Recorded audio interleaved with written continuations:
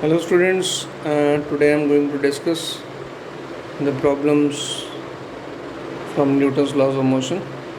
You please subscribe and like and share my channel so that I will be providing more informative things about lots of other books. Okay.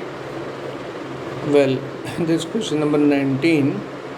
I rated the force of buoyancy exerted by the atmosphere on a balloon is B. I hope you know the force of buoyancy by which the balloon moves in the upward direction and remains constant. Of course, force of buoyancy depends on the volume of it. The force of air resistance on the balloon acts opposite to the direction of velocity. The air resistance force is like that when you are driving your two-wheeler, then you feel a resistive force of air. That is the resistance force which balloon will also experience. And it is proportional to it. Proportional to it means velocity, right? The balloon carries a mass m and is found to fall near the Earth's surface with a constant velocity v. How much mass should be removed from the balloon so that it may rise with a constant velocity? Now, the situation is that this time balloon is falling down, having capital M mass inside it. Now we want it should move upwards with the same speed. Then what should be the mass removed? Now let's solve it. Initially this balloon has force of buoyancy, say it is given B in upward direction. It has mass capital M, then force mg downwards. It is coming downwards with velocity v. Then there is an upward force, the resistive force I call Fr, which is said proportionate to velocity. It can also be written Fr as Fr equals to K constant into V. Now there are three forces, but the balloon is falling with constant velocity. How it is possible? Of course it is possible if net force is zero. Then there is inertia of motion. Now at this moment we have mg is equal to b plus Fr, or mg is equal to b plus kv. This is the first situation. Now later on, what is required, we want that it should move in upward direction with the same velocity. Suppose small m mass is removed. In this situation, the mass inside the balloon remains capital M minus small m. Now the force downwards due to gravity is capital M minus small m into g. Buoyancy will remain same. It depends upon the volume of the balloon and nothing is given about the volume. That means it must remain unchanged. Now it is moving with speed v upwards. Then the resistive force will start working downwards. It is Fr equals to kV downwards. Now again it has velocity. It is a velocity constant, then net force must be zero.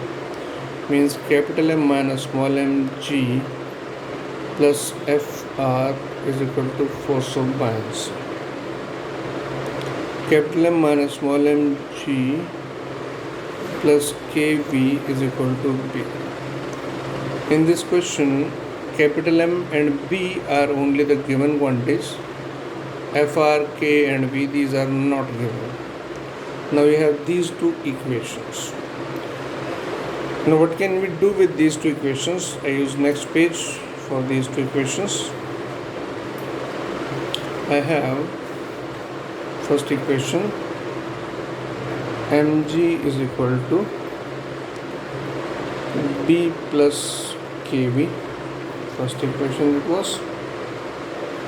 Second is capital M minus small m g plus kV is equal to b. Now if I do simply, I don't have the value of kV.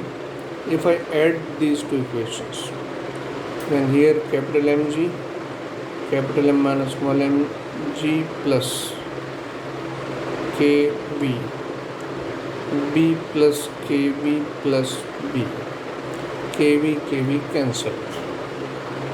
Got it?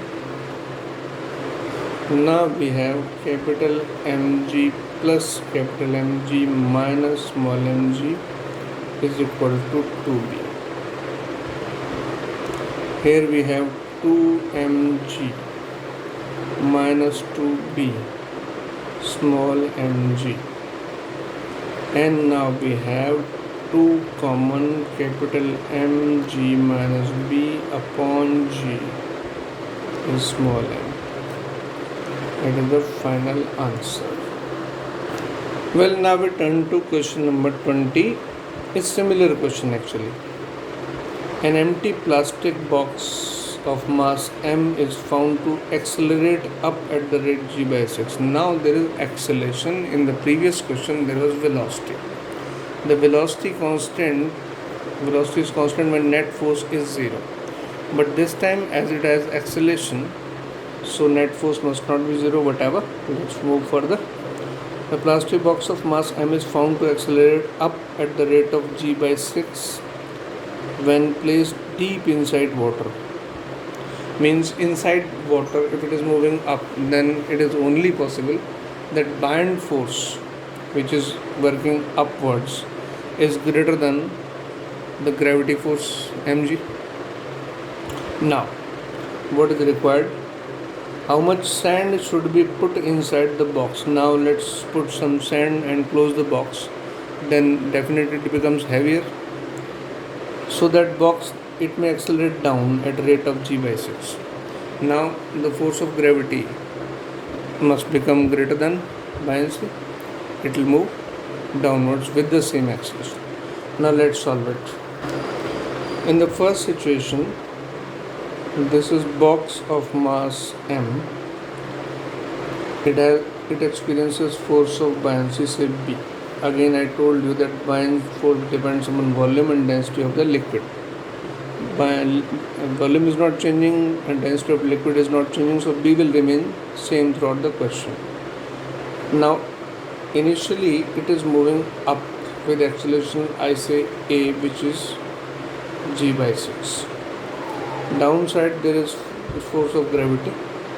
Definitely in this situation we must have net force upwards.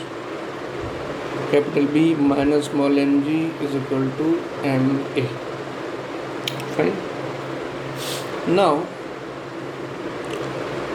the another situation is that let's put some sand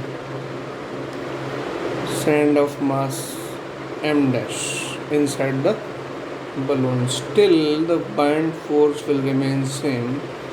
The gravity force will become m plus m dash g downwards. This time it is moving with the acceleration magnitude same, g by 6, but downwards. Then I have m plus m dash g minus b is equal to m plus m dash a. Got it? A is given, B is not given in this. Here I call it equation number 2, and here I call it equation number 1. I write here it is B minus small mg is equal to ma. In this equation, in this question, B is not given. Simply add these two equations. When we will be adding, the B is cancelled out. Then m plus m dash g minus mg, m plus m dash a plus ma. It simply becomes mg from here, it is cancelled out. It is m dash g and becomes m plus m dash a. Then I have m dash g 2ma plus m dash a. Now very clear, we can find out the value of m dash g minus a. I brought m dash a here. It becomes 2ma. I have this equation, right?